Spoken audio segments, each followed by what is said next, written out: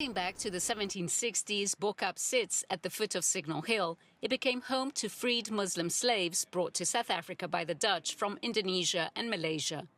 Over the decades, successive generations worked one after the other to make it what it is today. These beautiful, historical, colorful houses are a magnet for tourists. They draw thousands of visitors every year, making it an Instagram hotspot.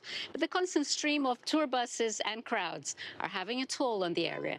And residents tell me the economic benefits of tourism rarely reach them. To better understand their worries, I met up with activist Jackie Poking. So, Jackie, I believe one of the concerns is that the tourism here doesn't really translate to the residents. Yes, it doesn't translate to income.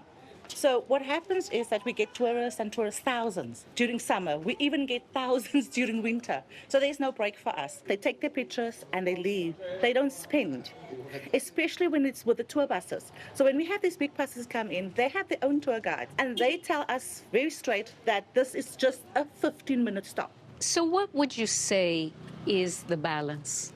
So some cities have what they call a pledge, a visitor's pledge. This is ultimately our home. I think sometimes people forget we live here, we raise our families here.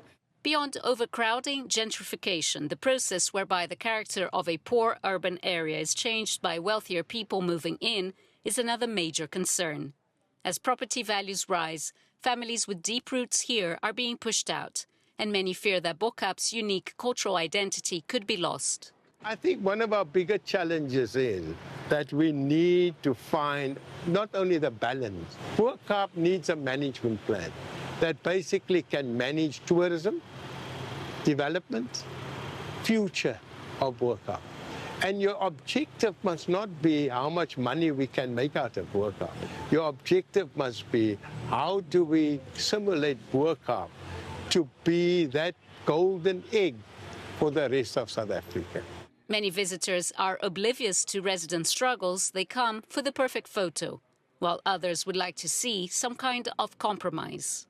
I think probably the best thing is to make it more privatised, that you have to maybe pay a donation or pay to come in, and it's a bit more gated so that only the people who really want to see it can come in, so that there's maybe less people, or the houses have a little donation pot. I think maybe if they can have some time to open up a time to say 9 to 6, this is open up for the tourists, then the tourists will get a guided person to guide them. Bo-Kaap residents are not against tourism. They just want to see it benefit their community. Maybe increase the taxes from airport taxes or landing fees or hotel taxes that gets increased, but with the specific aim that goes into a fund in trust for the community of Bo-Kaap specifically. Many people in Bo-Kaap rely on tourism, but gentrification is threatening the very thing that makes the area so special.